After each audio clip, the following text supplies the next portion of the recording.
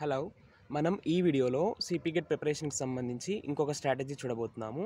ఏంటంటే మనకు CP get syllabus అనేది అంత షార్ట్ సిలబస్ కాదు, చాలా ఇన్డెప్త్ అండ్ వైడ్ సిలబస్, చాలా బ్రాడ్గా ఉండేటువంటి సిలబస్.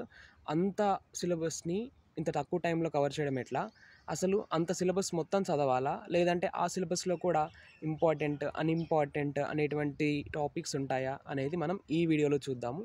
ఉంటే ఒకవేళ ఏ టాపిక్స్ చదవాలి, ఎట్లాంటి టాపిక్స్ చదవాలి, ఎట్లాంటి టాపిక్స్ కాస్త తక్కువ చదవచ్చు అనేది కూడా డిస్కస్ చేద్దాం. అయితే మీ కోర్సుకు సంబంధించినటువంటి సిలబస్ సిపి గెట్ సైట్లో ఉంటుంది, డౌన్లోడ్ చేసుకోండి. ఆ తర్వాత ప్రీవియస్ ఇయర్ పేపర్స్ కూడా సిపి గెట్ సైట్లో ఉంటాయి, అవి కూడా డౌన్లోడ్ చేసుకోండి.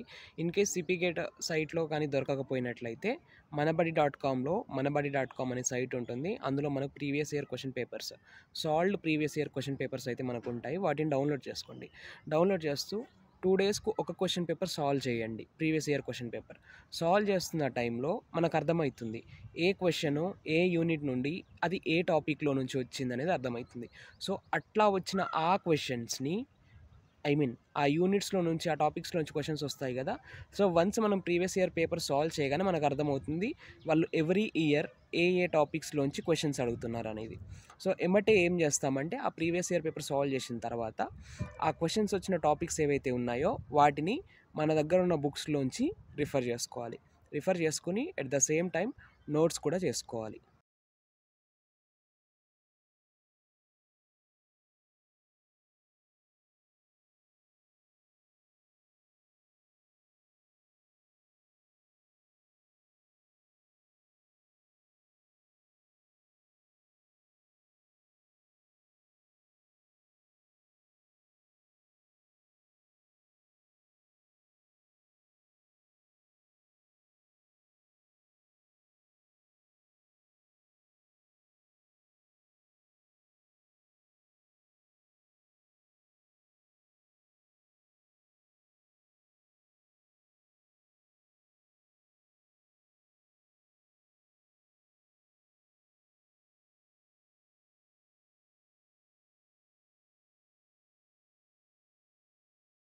Previous year question papers solve చేయడం వల్ల లాభం ఏంటంటే పోయిన ఇయర్ క్వశ్చన్ పేపర్లో వచ్చినటువంటి క్వశ్చన్స్ ఈ ఇయర్లో కూడా రిపీట్ అయ్యేటువంటి ఛాన్సెస్ ఎక్కువ ఉంటాయన్నమాట. సో అందుకనే previous year question paper solve చేస్తే మనకు ఆటోమేటిక్గా ఎంతో కొంత మార్క్స్ అయితే యాడ్ అవుతాయి మనకి.